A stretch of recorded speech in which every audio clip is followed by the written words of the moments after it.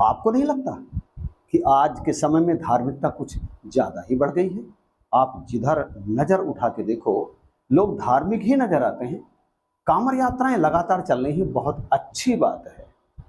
आप कथाएं देख लो, कीर्तन देख लो, रामचरितमानस के पाठ देख लो और स्थान स्थान पर सत्संग देख लो। श्रद्धालुओं की अपार भीड़ है हर स्थान पर, और ये अच्छी बात है। समाज में धर्म के प्रति जागरूक होना बहुत ही अच्छी बात है और खुशी भी होती है ये सब देखकर। और भगवान विष्णु भी खुश हो रहे हैं बैकुंठ में बैठे हुए ये देखकर कि उनका प्रचार प्रसार बहुत बढ़ गया है, बहुत अधिक। और ये बात उन्होंने माता लक्ष्मी जी से कह दी। आजकल लोग मुझे पाने के लिए बहुत अधिक भक्ति कर रहे हैं देवी। जिधर देखो नारायण नारायण का जाप चल रहा है।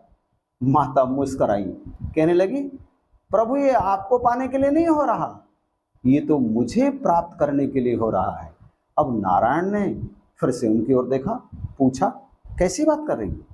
लोग कोई लक्ष्मी लक्ष्मी का जाप थोड़ी कर रहे हैं, लोग तो नारायण नारायण का जाप कर रहे हैं, राम राम का जाप कर रहे हैं। तो ये हुई ना बात कि मुझे ही प्राप्त करने के लिए लोग ऐसा कह रहे हैं। माता लक्ष्मी फिर से मुस्कुराई, कहने लगी, स्वामी आप परीक्षा करके देख लो, हकीकत पता चल जाएगी। भगवान ने एक ब्राह्मण का रूप बनाया और एक गांव में एक यजमान के दरवाजे पर जाकर उससे खटखटाया दरवाजे को। दरवाजा खुला।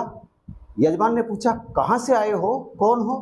कहने लगे, बहुत दूर से आया हूँ और तुम्हारे गांव में कुछ दिनों के लिए कथा कीर्तन करना चाहता हूँ। इस पर यजमान खुश हो गया, कहने लगा, जब तक कथा चलती है तब तक आप मेरे ही घर में रहो। और फिर आयोजन किया गया कथा के पंडाल का।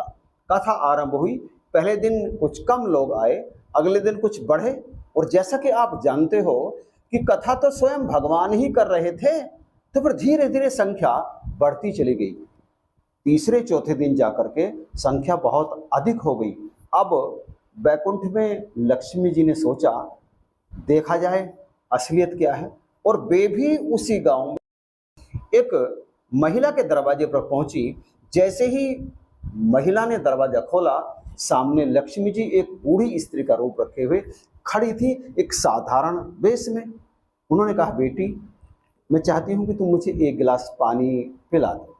उस महिला ने कहा, माता 3 बज गए, कथा का समय हो गया है, प्रवचन निकल जाएंगे, मैं तुम्हें बाद में पानी पिला दूंगी। अब लक्ष्मी जी ने अपना गला पकड़ कर कहा, बेटी बहुत तेज प्यास लगी है, बस एक गिलास पानी पिला दो, कथा में बाद में चली जाना।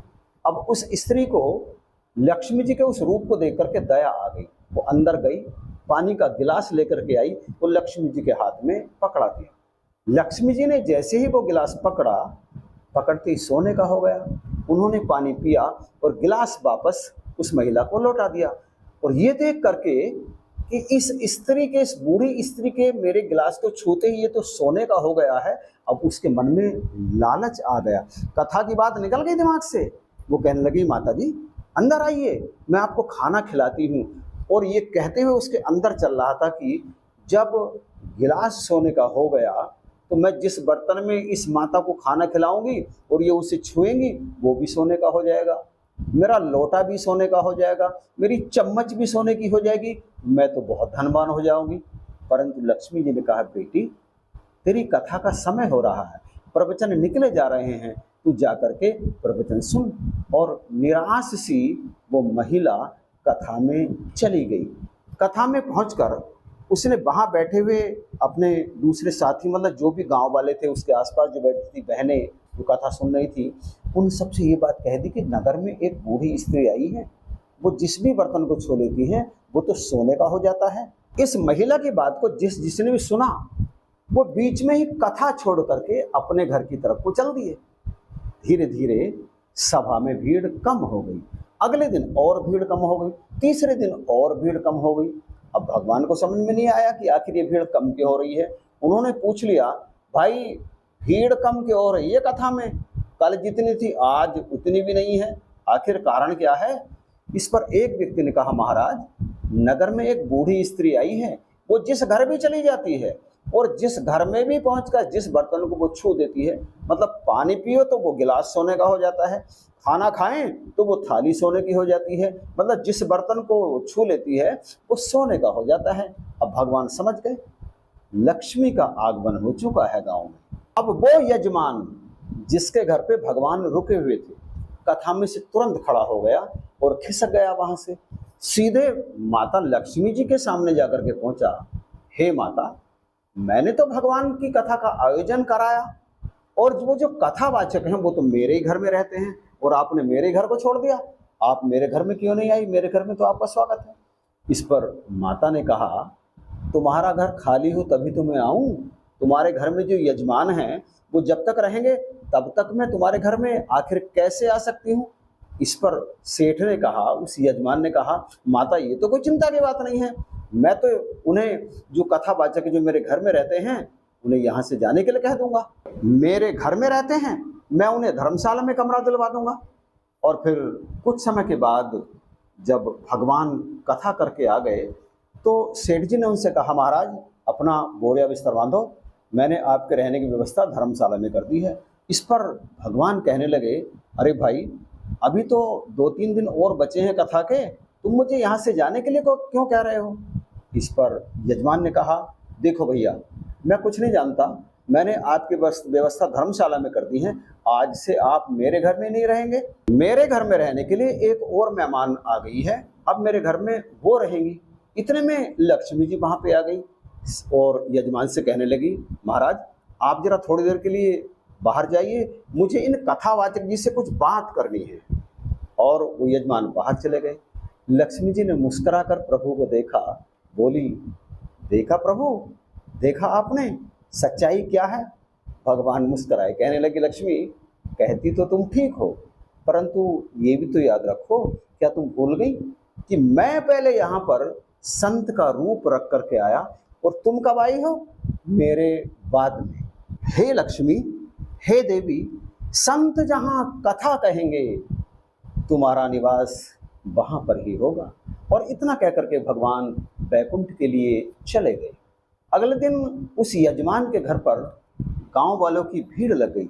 सब चाहते थे कि वो बूढ़ी स्त्री अर्थात माता लक्ष्मी सबके घर बारी बारी से जाए, परंतु ये सुनकर के वे दंग रह गए जब माता लक्ष्मी ने कहा, अब मैं भी नहीं रह सकती, मुझे भी अब यहाँ से जाना होगा। गांव वाले हाथ जोड़ करके बोले, देवी, हे माता, हमसे कौन सा अपराध हो गया, हमसे कौन सी भूल हो गई जो तुम हमें छोड़ करके जा रही हो? इस पर लक्ष्मी जी ने कहा, जब नारायण ही नहीं रहे तो मैं कैसे रह सकती हूँ? मैं तो वही रहूंगी ना जहाँ नारायण रहेंगे। नारायण चले गए, अब मुझे भी जाना ही होगा।